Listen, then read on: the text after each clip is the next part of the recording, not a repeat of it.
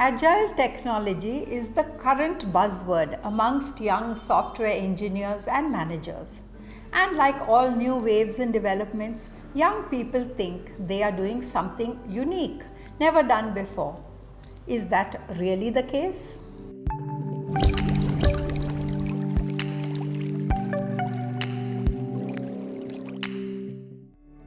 Welcome to Navigate with Kalpana. Being agile with change is not about younger or older, male or female, rich or poor, material things or mental attitudes. It's not about being more or less important. It's all about being relevant and in the moment. And it's very difficult to do.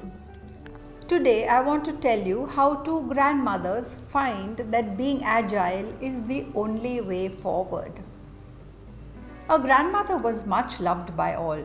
She was very proud of the fact that she was hardworking, practical-minded, and while not very well off, had been able to cultivate and maintain connections with a large social group. Besides a big and loving heart, thrift and practicality had been her mainstay. She, along with her husband, had raised a large family, now all settled in different parts of the country. As a retired, widowed geriatric, she spent the whole year living with one or the other of her children. One of the children, through hard work and good luck, had become extremely wealthy.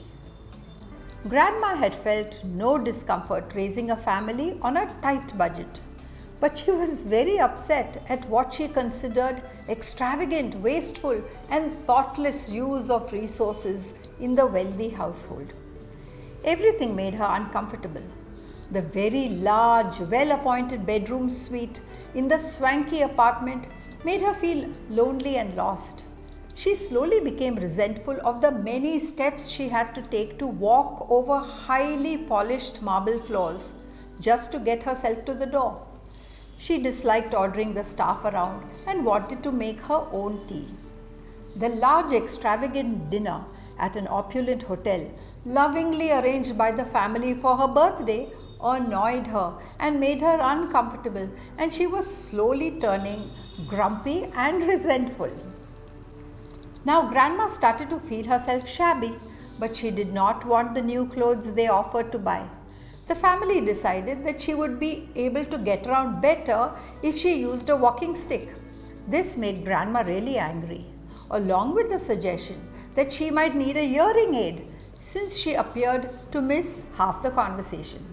She, on purpose, was tuning out whenever she found the conversation around her disturbing, which it frequently was, with the spoilt granddaughter regularly throwing tantrums over trivial issues. Often, the practical suggestions she made were foo-fooed aside as being too middle class, and she was being constantly reassured that money was no longer a problem. The very virtue of thrift that she had raised a large family by was now worthless.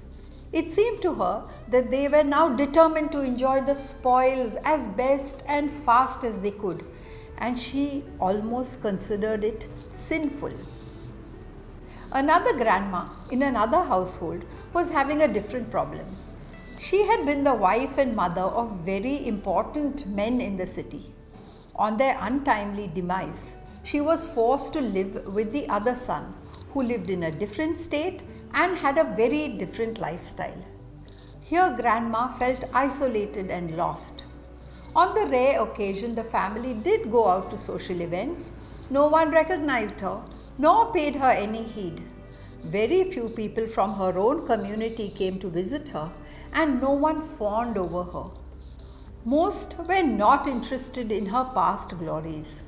She began to feel that life had cheated her, and that the son and his family did not sufficiently respect her.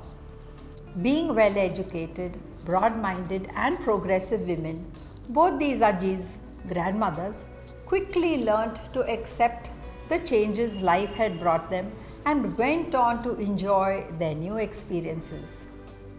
As we get older, our circumstances and situations change, and it is almost impossible for us to be prepared for it all. Life will always fling a curved ball at us when we least expect it.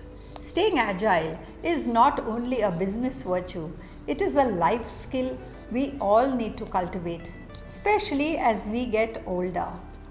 Let's stay agile. Let's stay relevant.